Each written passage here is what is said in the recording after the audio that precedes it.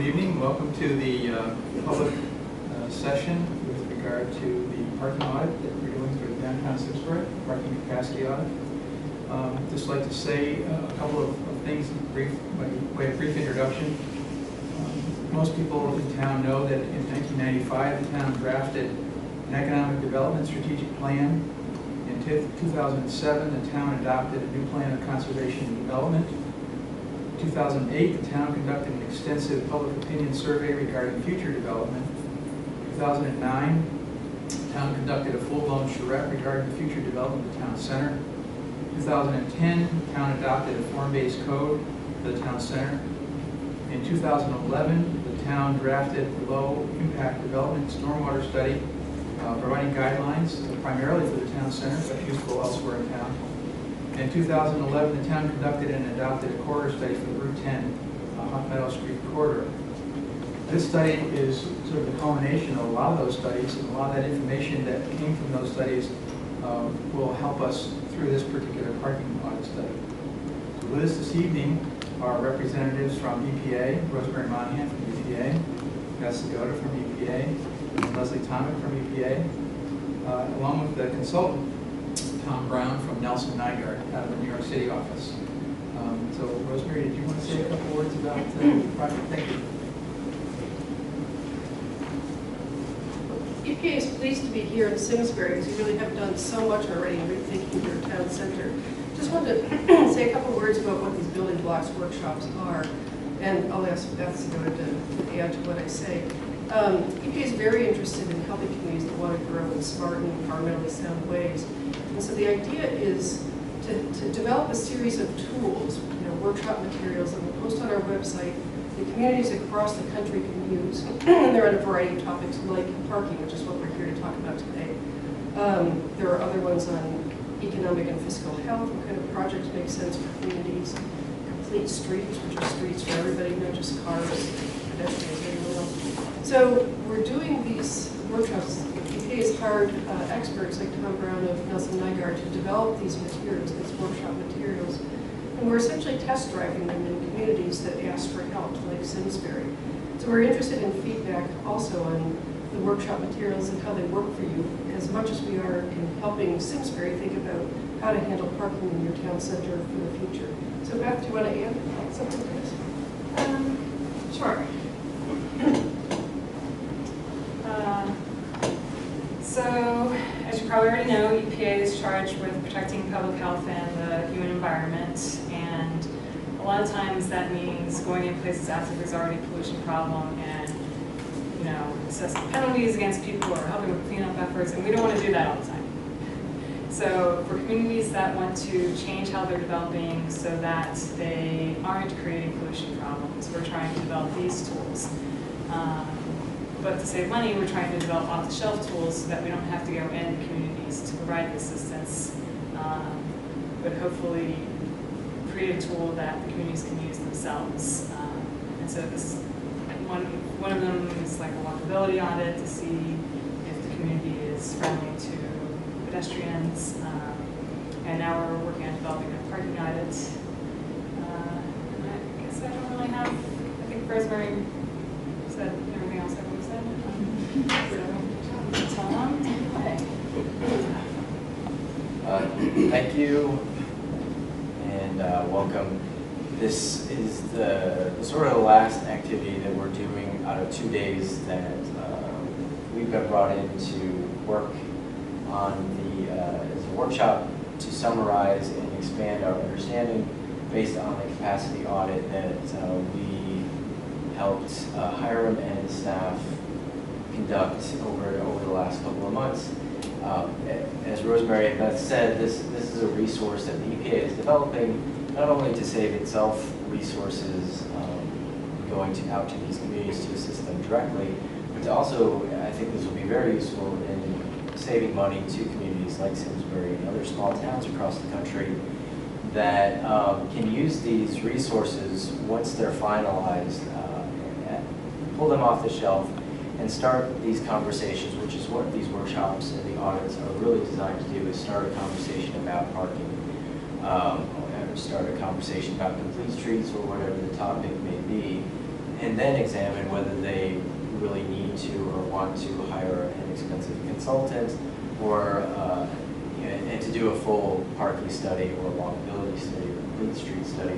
This is really a great way to start down that path to see whether they can do this, can finish the job in-house, or whether they need to bring in an outside help. So it's really a terrific resource. It's designed to be worked through and finalized through this process of going out to communities, sort of trial runs, where consultants and the EPA staff work with the local communities to go through the audit process and then go through a follow-up workshop process where they talk about, well, gee, what did the audit tell us that we didn't know before, and then what are the things that we sort of already knew, and some of the things that we know are going to be changing from what we're seeing today. So the benefit of that is you get consultant assistance funded through the EPA, and our benefit is we get to see some of the kinks, maybe some of the pieces that may be missing, so that this does work for a community that pulls it off the shelf and doesn't have that consultant assistance or EPA assistance to help them process it. So we're going to go through a presentation, and then the most important part is we'll go through this, and then we'll have a discussion about what did you come here to talk about, what knowledge do you bring, and what questions do you have about what maybe was missing in the presentation, and maybe the audit, or what may have been misstated and needs to be corrected. Basically, we're going to start with a section on why this is important, so why the EPA is interested in it, why Hiram was interested in this subject, and why our firm was in a position to develop these tools for the EPA, because so many other similar communities had hired us to do parking studies that, again, started with this process that the parking audit went through. And we'll go through some background, some of the things that we found over the last couple of days, and even before that, through some of the good works that Hiram's department has done, and the results that he has been sharing with us and we've been reviewing. And then we'll talk about the audit and those the outcomes from that, and then we'll go into the discussion period. So why is this important? This is an example of a parking. There's a couple of parking lots in this picture. One is obviously for patrons only, and I think actually the lot behind that is a shared parking resource. So that's sort of the two key types of parking that we'll be focusing on as we discuss the background, as well as this introduction. And so one of the reasons why a lot of downtowns need parking experts to come and talk about, gee, we seem to have a lot of parking. We certainly invested a lot in parking resources, and yet we keep hearing that we don't have enough parking. There's nowhere to park when people come downtown. And a lot of these places have tried to keep squeezing in more and more spaces, and it doesn't solve the problem. And one of the reasons that we've found, a quick way to summarize this, the most consistent underlying reason for the situation that they find themselves in is they've imported a suburban parking solution to an urban parking problem. And that urban solution can be summarized in 3 steps. Give parking away for free, provide enough to make everyone happy, and if anyone's complaining that there isn't any parking, that means there isn't enough parking, we just need more parking. I remember Andre Stwani speaking to the second point. We were working with him somewhere, and he said, of course there's not enough parking. If you gave away free pizza, would you ever have enough pizza to make everyone happy? And really, the problem is downtowns are ill-equipped to compete with suburban competition in terms of parking. If they're competing in terms of parking availability, price, ease of finding an available space, versus the unique experience that going downtown is, you're really not going to be competitive, and I think increasingly so that is going to be true. Parking is always going to be a challenge, even if you have ample parking. If your downtown is as attractive as it should be, parking is not going to be out front and screaming availability as people drive by, whereas that is the norm in the suburban environments.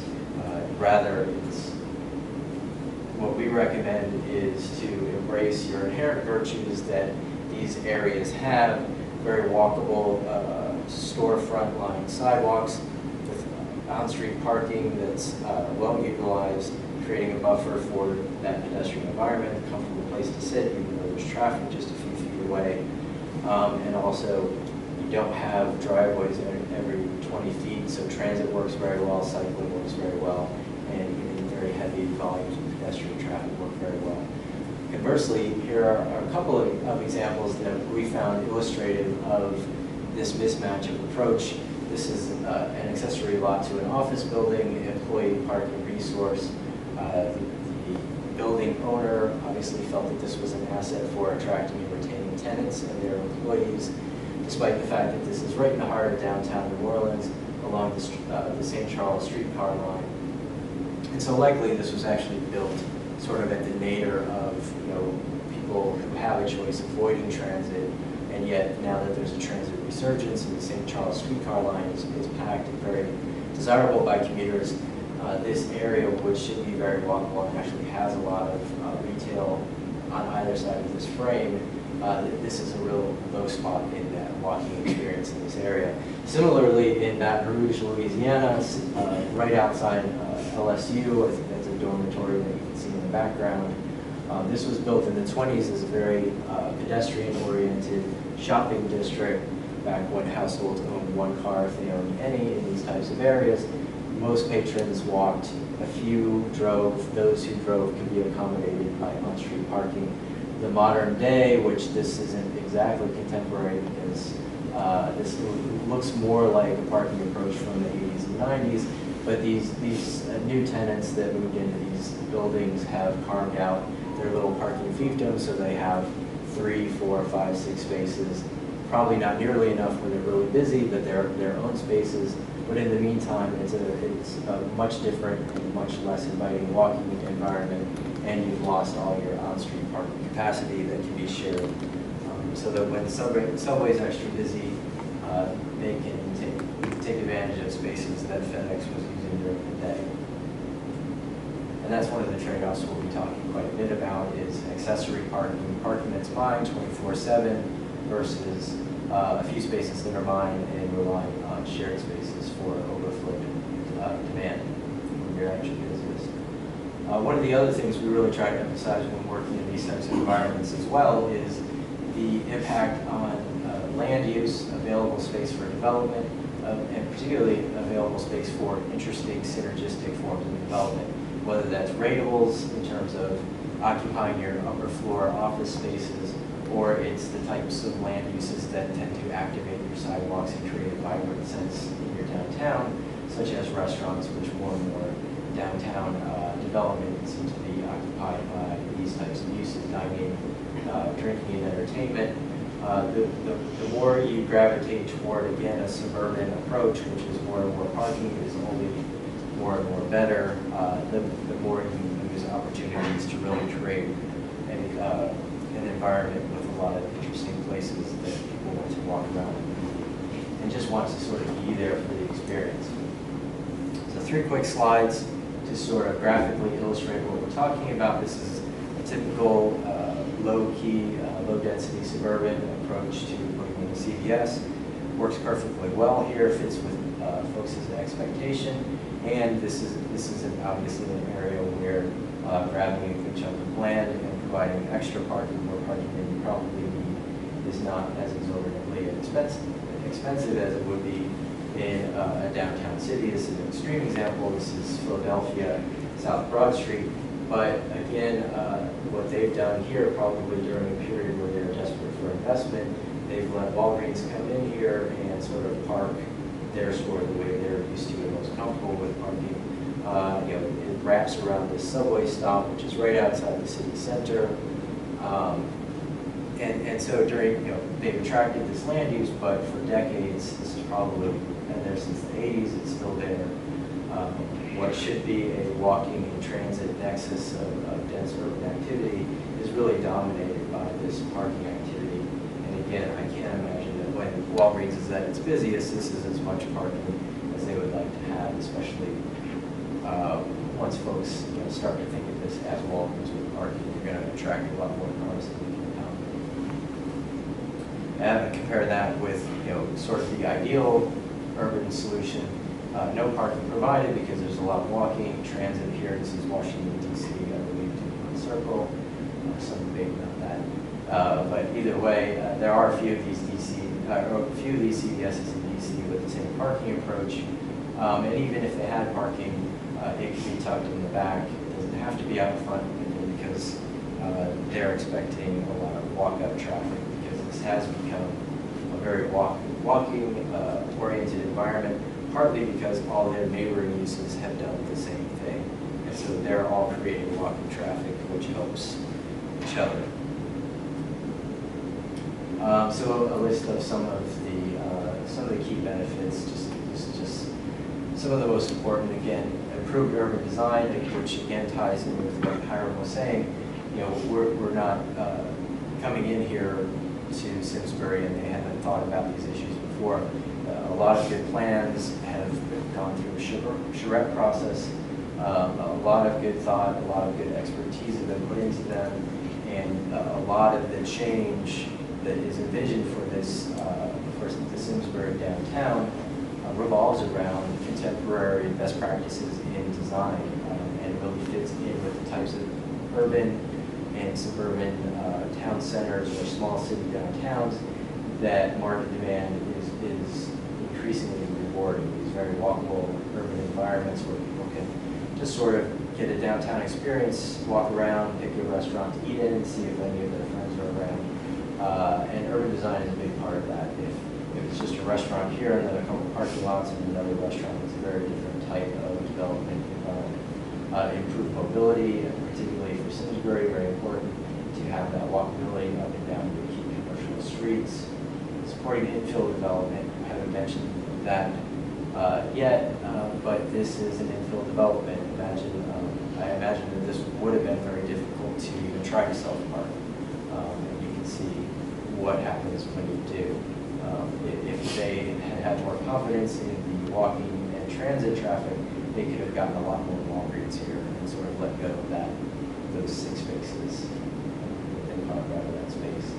And so that ties into more space for active and productive uses. So getting into the background, so this is going to be an overview of some of the things that we saw during the field visit, which was one of the first activities of the 2-day workshop, walking around with Hiram after talking with him and Rich about some of the things that are going on, some of the development plans and design plans for the town center. That informed our walk around and our discussions while we were walking around.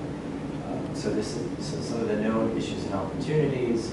This is an issue in that this is an investment that's being underutilized, but it's also an opportunity, which if you look at some of the plans for downtown, I don't know if this is a specific site, but there are a series of these surface lots that are being eyed for redevelopment, condensing the parking into a structure, which would free up some of that land for more development.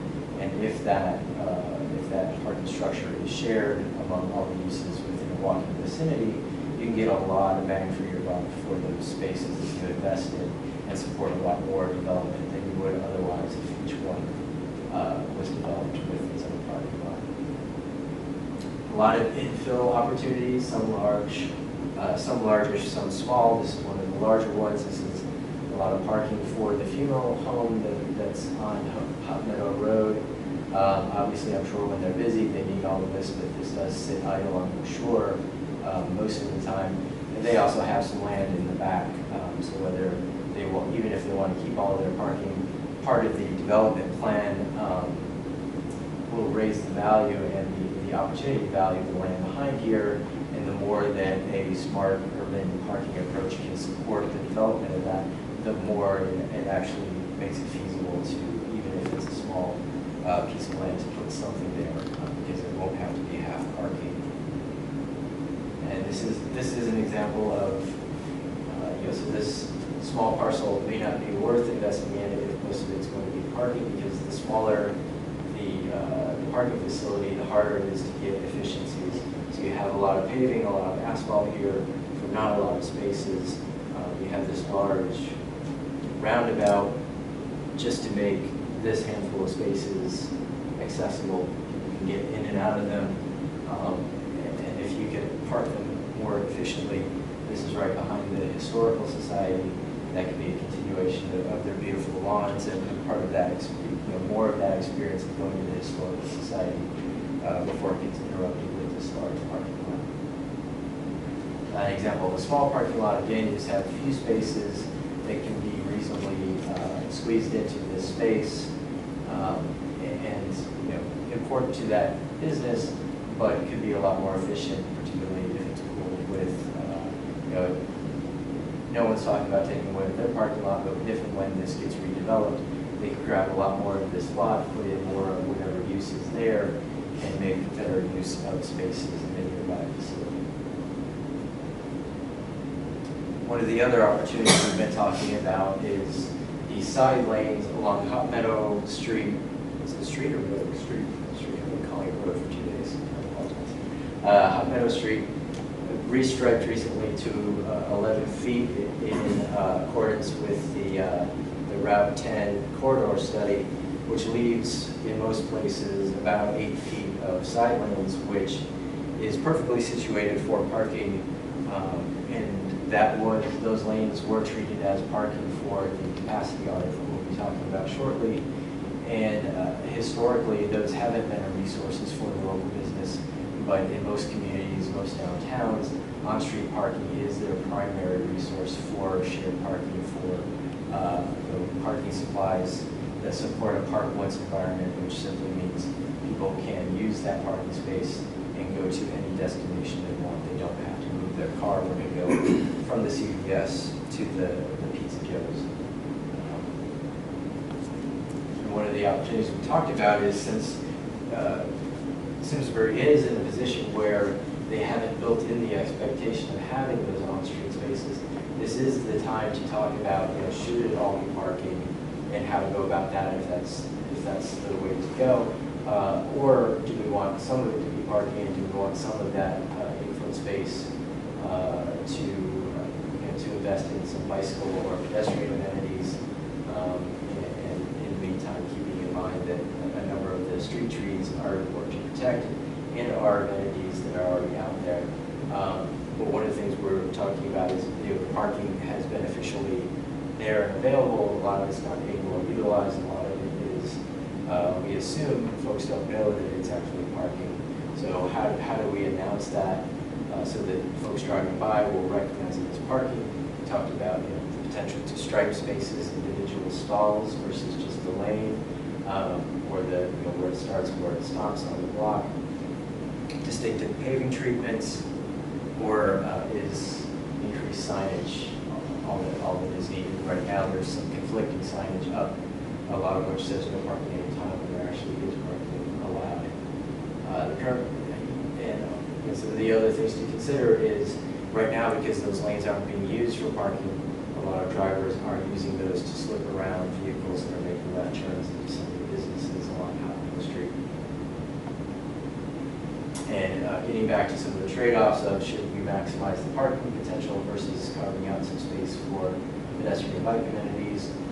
Parking, again, if you get to the point where that is the primary park once shared parking resources that these businesses rely on, and park pretty consistently when you're busy, that may be the most consistent pedestrian buffer, getting to that idea of, you do have some fairly high speeds and heavy traffic at times along Hot Meadow Street.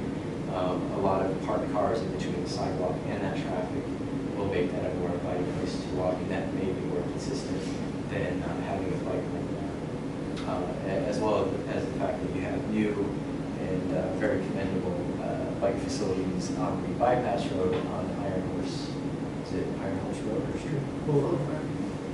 I haven't called it that once. Okay. One of the things that we have observed is the width of these lanes do change. Here, this is obviously wide enough to provide very comfortable parking for most drivers, particularly now when it's not well utilized, very easy to parallel park there.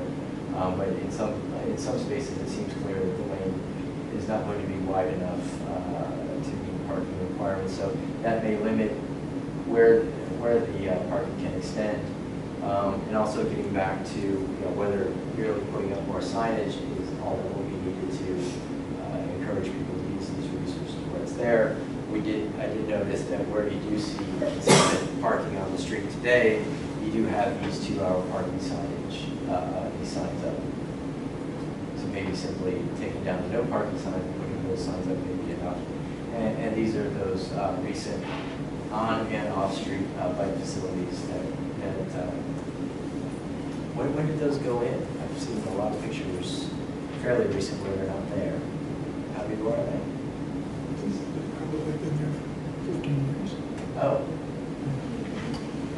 Really? Okay. The on-road one as well? The bike lanes in the street? There's some sharrows that are on the other end of it, but those are relatively new. Okay. And maybe you haven't seen the striping is new.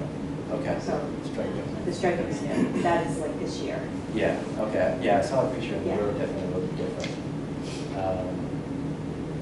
And so one of the things we've been thinking about and talking about related to this, so this is Iron Horse Boulevard, which on the board over there, you can see part of the redevelopment plan for the town center is to spread the downtown down toward this boulevard and activate the street. Most of the upper floors would be residential, but there would be ideally retail, street-oriented retail along the sidewalk. And so if this area becomes more active, and then also tying into the event space that you have over here, maybe formalizing this as the bicycle traffic portal to the town center makes some sense. And here are just a few quick suggestions for that could formalize that expectation of this is where we expect to see bike traffic coming into and out of town. Commuter bike parking facilities, including potential showering and clothes changing facilities that we've seen in other communities, help encourage folks that are already interested in biking to work to get over some of the most common barriers. Gee, I can't show up to work also bike valets for events, particularly these large events on the lawn. Bike valet is an increasingly popular solution for a lot of events where you do have a lot of interest in cycling. If someone knows they're going to be able to show up, and gee, I'll never get a space at the rack, but I can hand off my bike to someone for $5, and it'll be there in good shape, and maybe even cleaned up or tuned up in some instances. It encourages people to come to the event by bike, and that's one less parking space that you have to provide when your downtown is really seeing an extraordinarily high spike in parking demand. And in general, a more everyday solution, again, more and more modern bike racks in these locations, so that again, people start to see that this is where bikes are particularly well accommodated traveling to downtown. Then one of the things that's really informed our whole discussion over the last couple of days, one of the strategies we always recommend to downtowns and town centers is to gravitate toward a park once approach. More and more of your parking demand accommodated in shared facilities that again is not associated strictly with one particular land use. And the most important benefit of this is it reduces that traffic that's generated by people who are remaining downtown, but either feel the need to move their car from one location to another because there are those patrons-only signs, or it's not a comfortable walking environment, so they're just more comfortable driving. So a combination of strategies to encourage people to, once they arrive downtown, to feel completely comfortable exploring the area as long as they want on foot, and to sort of not go back to their car till they're ready to leave.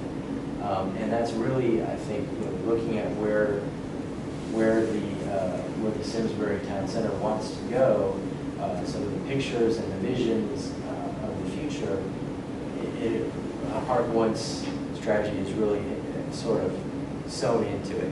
Whether you call it that or not, the only way it's going to be fully realized to the maximum benefits that people would put on paper is to move toward this type of parking approach and getting away from what the way it has historically developed is, this new strip mall is coming in, and so, how many parking spaces are they going to provide on site?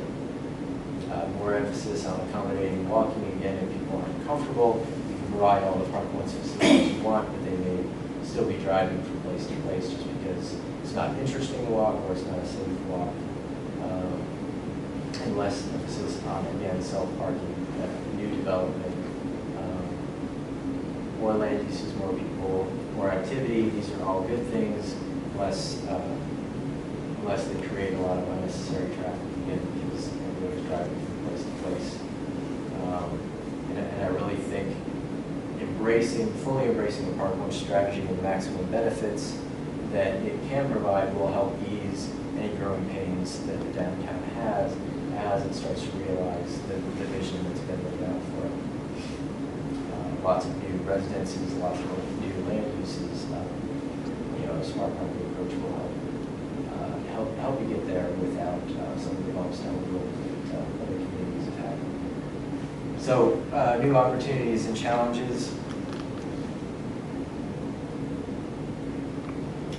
So looking at the way that the development has been parked in the past, no matter, this is a good example of a place that's very busy, has a lot of parking. It is parking that is physically associated with businesses, although it isn't signed for patrons only. But even though they have a lot of parking, I'm sure when they're sort of at their peak, that this is never enough. And yet, almost all the land uses, I'm sure, have parking that looks like this at least some of the time, if not most of the time, underutilized because the lot accommodates one or just a handful of land uses, ebbs and flows in demands. And so this isn't filling up with a nearby use that's busy while this is not busy. This is actually, their front lot is fairly empty because the grocery store went out of business, but this is an example. This is patron-only parking 24/7, yet most of the day, particularly weekdays, probably their parking lot looks like this. And no other neighboring business can benefit from this investment at any time. And yet, I'm sure when they're at their peak, this is not nearly enough parking for them. And I believe there is one of the existing public parking lots is directly behind this lot. So again, if there were a consolidation of these resources and sort of an agreement that the peaks, the ebbs and flows can be accommodated within one larger shared resources, they can get that benefit of having that overflow parking while allowing other businesses to benefit from what they have. One of the most important opportunities that was here when we arrived is a lot of the planning work that's been done already. The Simsbury Town Center charrette report and the resulting form-based code for the town center area. A lot of the strategies that came out of those efforts will be important for supporting the right parking approach for this redevelopment, including flexible parking requirements so when the new development does arrive, they can park consistent with the vision and the development plan. Again, hopefully looking for a shared park point solution, at least for their overflow demand, if not for all of their parking demand, particularly if there's a redevelopment opportunity on a small site that really doesn't want to lose any opportunity to parking. If they can tie into the on-street parking and a developed shared facility, then that may make those types of projects more viable. Design guidelines, again, getting to that idea of pushing the uses up to the street and putting the parking in back, which also happens to make it much easier to share versus a parking lot that's built up front. And again, support for infill development. The Simsbury Route 10 corridor study, mid-block crossings, again, getting back to that idea of making downtown a very comfortable place to walk no matter where you are. If you're, particularly the parking that's on the far side of Hot Meadow Street, whereas most of the retail tends to be on the south side, east side. So if you're parking on the west side, you want to have a lot of comfortable crossings. So so that parking is viable for the shops on the other side of the street. And if you do have destinations on both sides of the streets, ideally you want people comfortable crossing back and forth as they explore the downtown. You don't want it to be an arduous, take your life in your hands kind of experience, which some people have described at certain points along the street. And they also suggested a shuttle bus circulator to meet current demands, but particularly as the downtown expands toward the development plan that's been developed. A shuttle bus and a circulator to go around maybe Hot Meadow Street and Iron Horse Boulevard could be an ideal way to, for folks that can't walk a great distance or aren't interested in walking the full length of the downtown, to hop on a shuttle bus and explore the area that way. And then a couple of in-progress works, the streetscape improvement plan has obvious implications for supporting a park once environment, as well as the design plan and the guidelines for community design both in progress. I'll quickly go over the results of the audit. What's unique in Simsbury about this audit was that by design this focuses on public parking, those resources that can be Park Once resources, shared resources. So on-street parking as well as the off-street that isn't patron-only parking for any particular business, but is explicitly there to allow anyone to come and park. And I think for as long as they want. None of these lots have a time limit, right? But ironically, because of the way downtown has developed over the years, and we looked at the typical peak periods, weekday morning and weekday midday, the weekday midday usually being the peak of the peak. In a typical weekday, with Friday night being usually the busiest, if you have a lot of nighttime activities. Very, very low utilization. Overall averages very low. And if you look at individual facilities, I'll skip to the midday period where it was a little bit busier. All of these resources have wide availability. Again, a lot of these blocks on-street, I think people don't recognize it as on-street, or there's signage telling them that it's not parking. But generally, these facilities are at a locational disadvantage to the parking that the developments have provided themselves. And so the resources that we focused on are sort of the second tier of parking resources that I think just primarily get used with some of these more popular shopping. This is the Starbucks development, is that right, across from Town Hall? No, that's further towards. Oh yeah, up here. So when this fills up, when they get parking demand shifted to Town Hall lot maybe. And I think some of the cars that we did see yesterday, I asked Hiram, what is your guess where you see these cars that are in these lots? It wasn't by the park and ride drop-off pickup, but there'd be a few isolated cars. And his best guess, and I think he's right, is that those are the instances where business owners have been successful in asking their employees and themselves to not park in the most sought-after parking spaces next to their business. So that's usually what, these are some of the most important resources for downtown, but because I think there's such an emphasis on accessory parking, patron lots, these are really the secondary resources. So some of the opportunities that this underscores, the surface parking lots are really land banks, and I think that's the basis for a lot of the key elements for the design plan. Is you have this opportunity without displacing any current land use investments to provide shared parking structures to support new development and spread that downtown down toward Iron Horse Boulevard and really expand and take advantage of some of those underutilized and sometimes vacant lots that we did see in these areas, and really a tremendous opportunity to build upon what's already there without displacing current uses. Very walkable scale.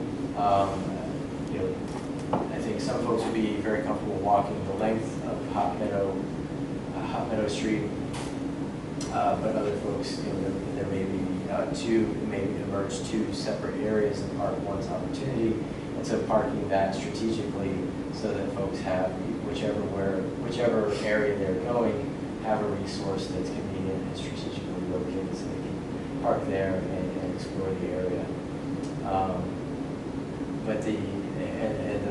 One of the opportunities that you know, I think a lot of the locals are used to the way that the town center is parked, but for someone coming from maybe out of the area that wants to explore the downtown, the more they see their parking opportunities signed with these patrons only signs, the more that may be frustrating and you know, diverging from what they expected to be able to do, which is to drop their car off somewhere and really walk around and see the whole place without worrying about being towed.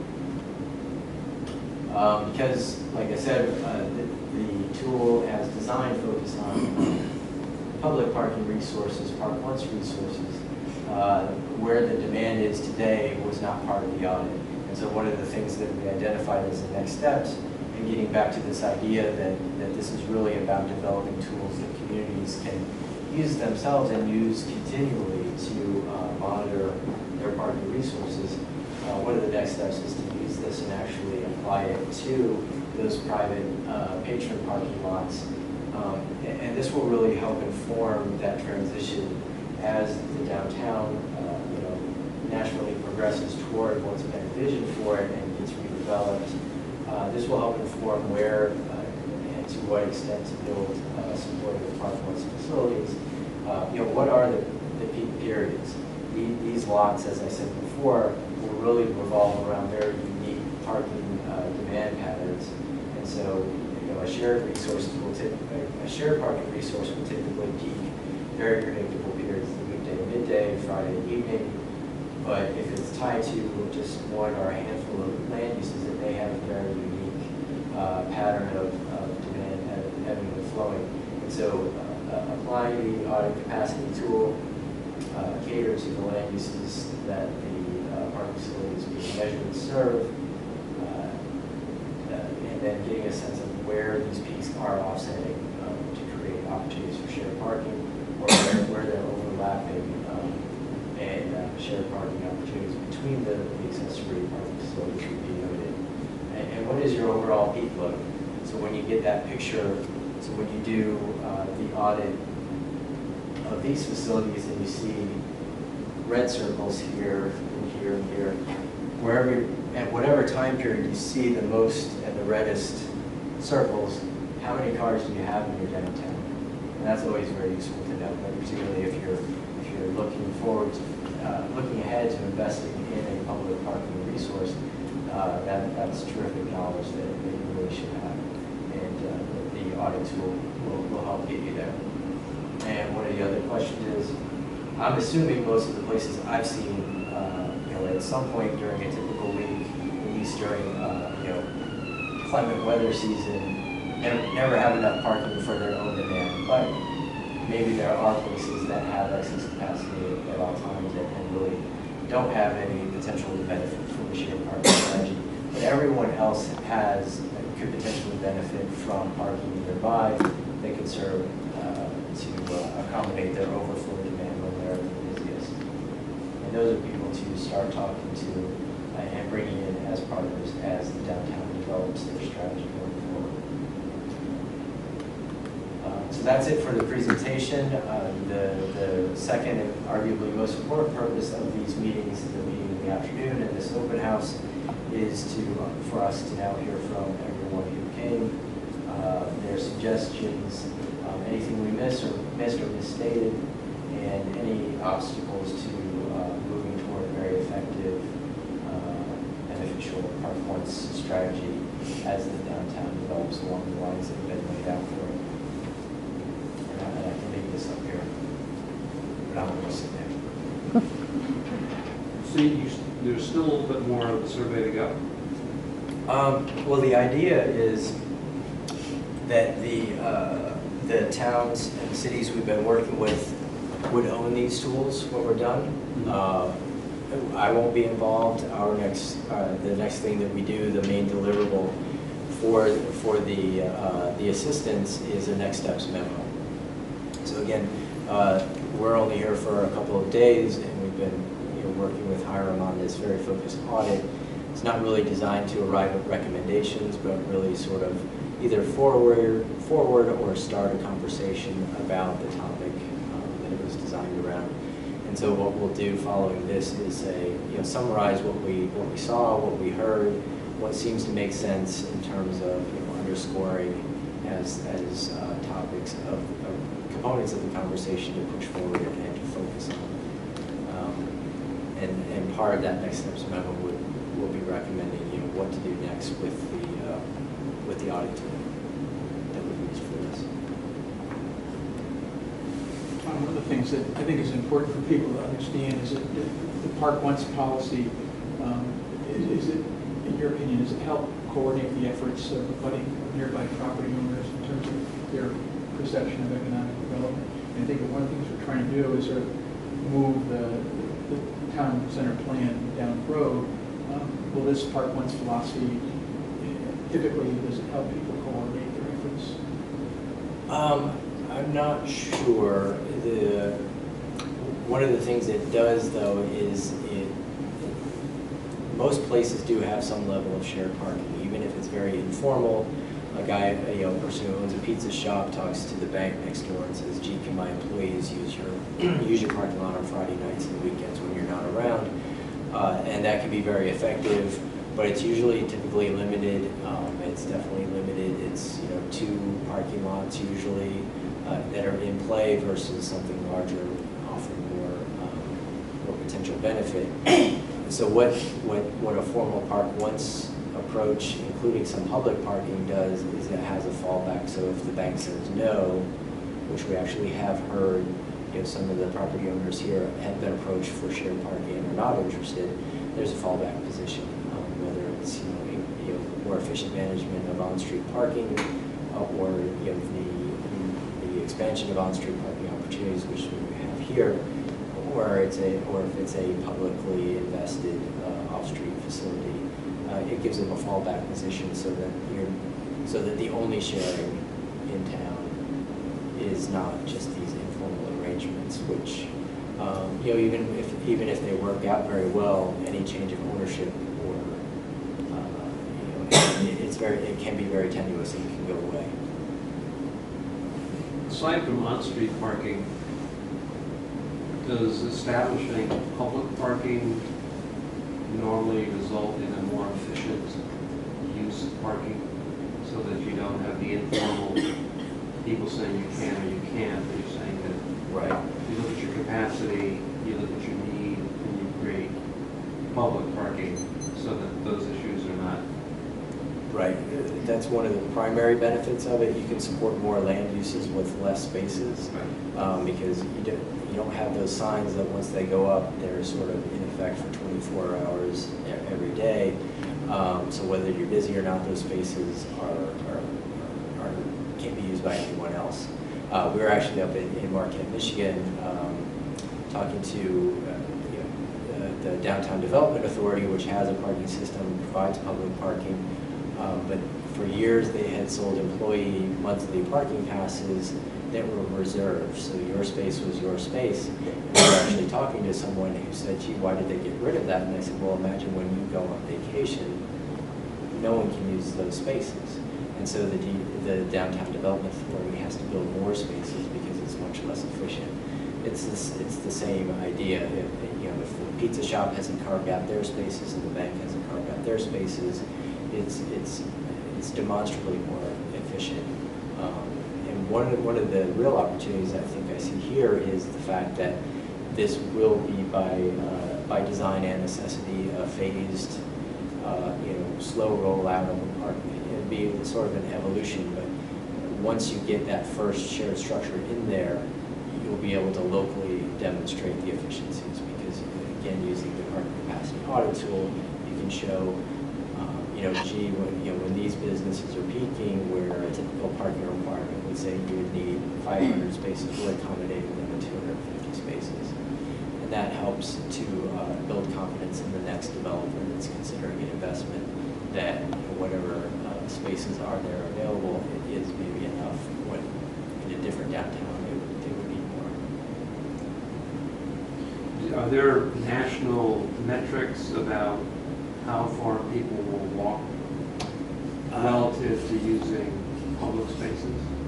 Or that's Yes, there dependent? are, but it's dependent on a lot of things. Local conditions, you do have grade issues here, which a lot of places do have.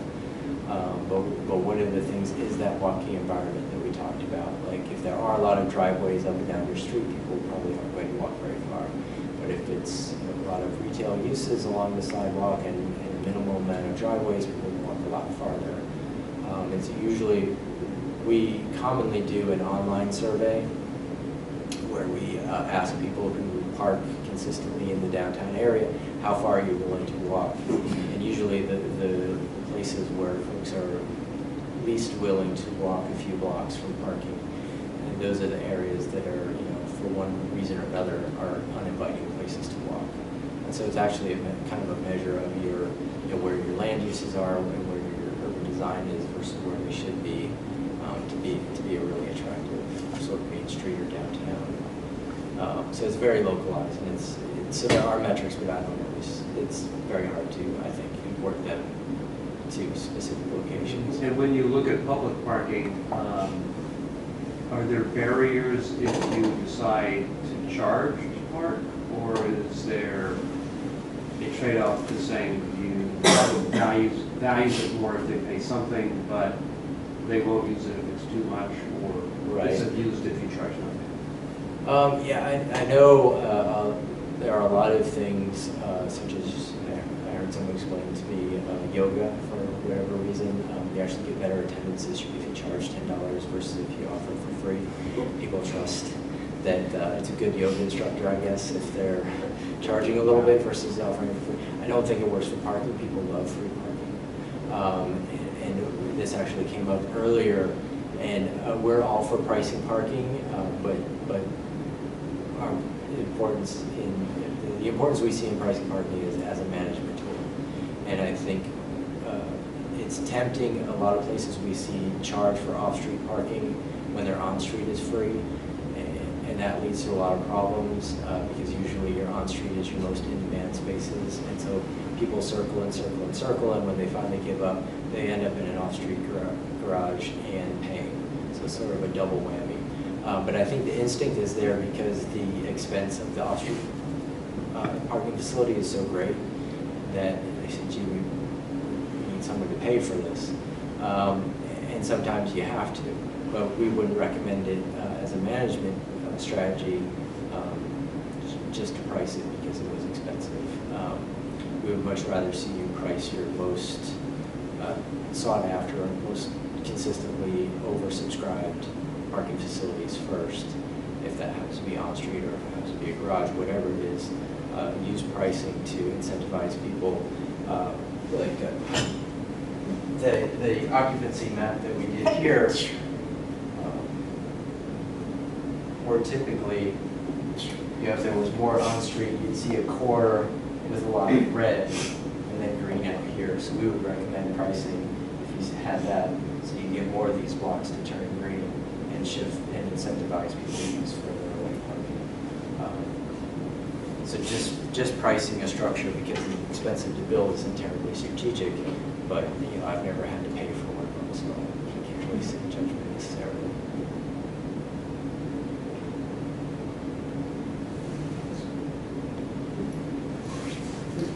Thanks for everybody very much. If you have any questions or if the public has any questions, please feel free to let me know in the next day or so, and we'll forward them on to Rosemary. Thank you very much. One more. When do you expect to complete your? The next steps memo will be in Hiram's hands within a month. I'll be delivering a draft to Beth and Rosemary within a week or so, and then we may revise it or send it on to Hiram within a week or two. And then Hiram may have some changes that he wants to see, but you should be seeing it in about 3 weeks, I think. And one of the things in the next steps memo isn't designed to capture all the comments that we heard, but we have been taking notes, and what we've been doing is including that, a summary of what we've heard in an appendix, so that you'll be able to see what the folks at the afternoon session talked about. Thank you very much. Thanks very much. Thank you.